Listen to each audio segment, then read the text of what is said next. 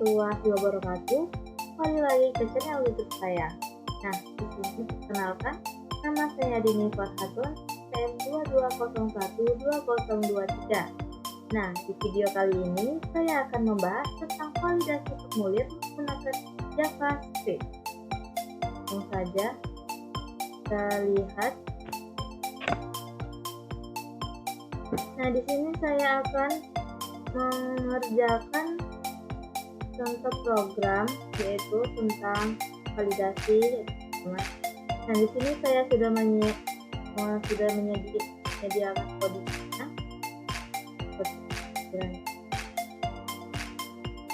Dan di sini juga sudah dijelaskan. Di sini ada backgroundnya, ada ukurannya juga. Dan di sini juga dia bisa menginput nilai formulir dari nama, NPM, dan email. Dan di sini juga dia akan ada pesan untuk errornya. Di sini kalau dia error, dia akan muncul nama error, NPM error, email error. Dan di sini juga dia dijelasin juga NPM itu harus berupa angka. Jadi kalau dia error nanti, berarti di sini dia NPM harus isi. Dan begitu juga pada email. Di sini dia harus format email. Dia kalau tidak valid, dia bakal error. Di sini juga dia kalau udah submit, dia langsung terkirim. Langsung saja kita copy dari program ini yang saya sediakan. Langsung saja kita copy karena biar lebih gampang. Dan nanti saya akan menjelaskan penjelasannya di akhir video ya. Kita copy, langsung kita pindahkan ke Notepad.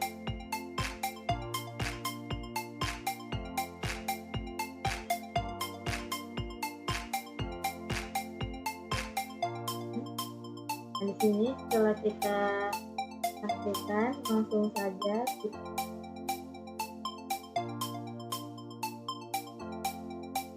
saya simpannya di D. Di sini saya buat di Dini Pak Ayu. Di sini saya buat aja validasi HTML. Nah, setelah kita save, langsung saja kita buka yang kita simpan tadi ya teman-teman. Karena kita kan mau mengetahui apa hasil akhirnya.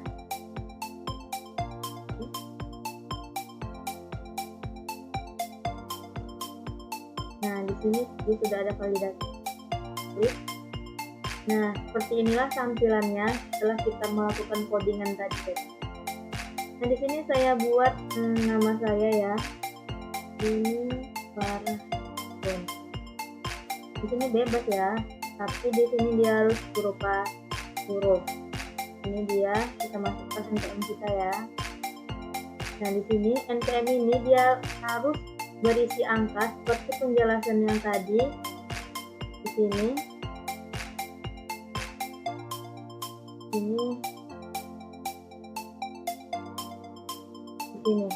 kalau nama dia tidak boleh kosong. Nah, di sini juga kalau NPM dia harus berupa angka. Begitu, kalau dia tidak berupa angka, dia makanya langsung error tulisannya. Seperti itu ya. Saja kita isi emailnya. Oke.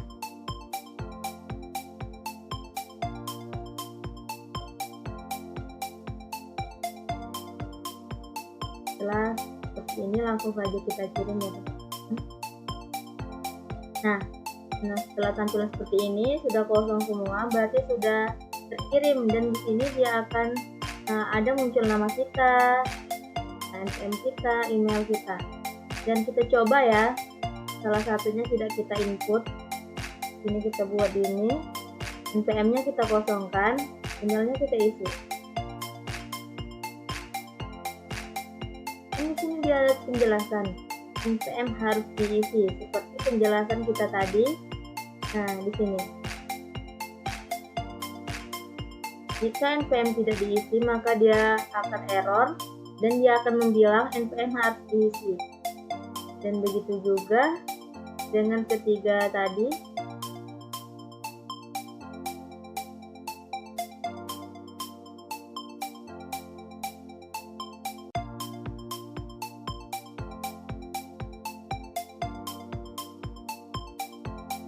Dan gini juga, jika email kita kosongkan, kita isi ya teman-teman. Nah, email harus diisi. Jadi masing-masing jika tidak diisi, dia akan tidak akan terkirim. Jadi di sini dia akan menuliskan email harus diisi, NPM harus diisi, dan nama juga harus diisi. Jika tidak, dia tidak akan berubah. Nah, seperti dinikah hasil NPM, email. Jadi seperti itu ya teman-teman. Jadi kita harus mengisi apa yang harus ditampilkan, seperti perintah yang ada di codingan.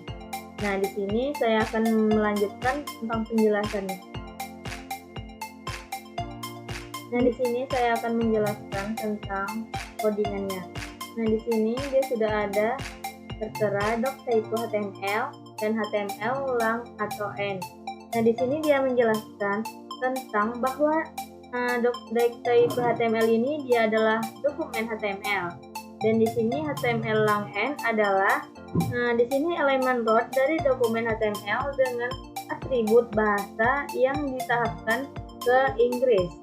Nah, di sini juga udah ada head sampai title. Nah, di sini dia menjelaskan bagian meta charset UTF-8. Di sini dia menjelaskan bahwa dia sini mengatur karakter encoding ke UTF-8 yang mendukung berbagai karakter. Dan di sini meta name viewport, content, weight, device weight, initial select. Nah, di sini dia menjelaskan bahwa dia di sini membuat halaman atau responsif dengan mengatur lebar viewport ke lebar perangkat. Nah, di sini bagian title-nya nih, dia di sini akan menentukan judul halaman yang akan ditampilkan ke tab browsernya nanti. Nah, di sini bagian body kita lihat sampai margin ini. Nah, di sini ya teman-teman, dia menjelaskan bahwa latar belakang putih. Di sini juga padding sudutnya membulat dan bayangan untuk memberikan efek kedalaman. Nah, di sini juga dia ada form pointer, background FFF. Di sini juga dia menentukan bahwa agar judulnya berada di tengah-tengah dan memberikan gaya teks yang menarik. Dan di sini juga ada form. Nah, di sini juga dia menjelaskan tentang input type atau teks. Nah, di sini juga sampai 5 tes ini. Nah, di sini dia mengatur tampilan input teks dan gaya untuk pesan kesalahan. Nah, di sini juga di bagian JavaScript untuk validasi formulir input. Bentar ya. Nah, di sini dia bagian input submit sampai dengan yang teman-teman. Di sini dia mengatur tombol kirim agar terlihat menarik dan memberikan efek saat hover. Nah, di sini juga dia bagian fungsi validasi ya teman-teman. Di sini dia menjelaskan bahwa ini function validate from. Nah, di sini dia menjelaskan bahwa dokumen yang kita input ini harus sesuai. Nah, dan di sini kita akan memberikan validasi input. Nah, di sini dia akan menjelaskan bahwa nama ini tidak boleh error, npm tidak boleh error, email tidak boleh error. Dan di sini dia akan membuat pesan. Nah, di sini npm error juga. Nah, di sini bagian validasi nama tidak boleh kosong. Jika dia kosong, dia akan memberikan pesan nama harus diisi. Dan di sini dia false. Dan begitu juga npm dia harus berupa angka, npm harus diisi. Nah, npm hanya boleh berisi angka. Dan begitu juga email harus sesuai dan tidak boleh sampai error. Kalau dia error, dia tidak akan terkirim.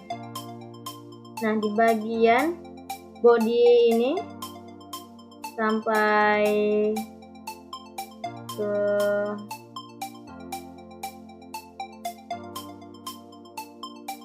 ini, teman-teman. Nah, di sini dia menjelaskan bahwa menampung semua elemen input dan memanggil fungsi validasi form saat disubmitkan untuk memastikan semua input valid sebelum mengirim data.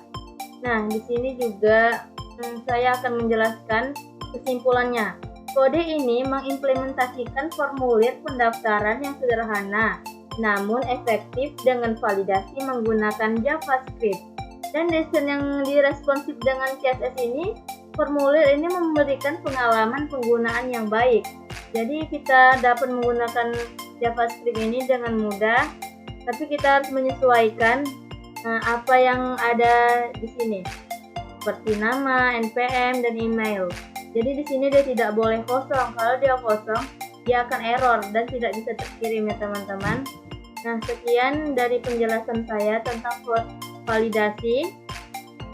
Nah, lebih dan kurangnya saya mohon maaf. Assalamualaikum warahmatullahi wabarakatuh.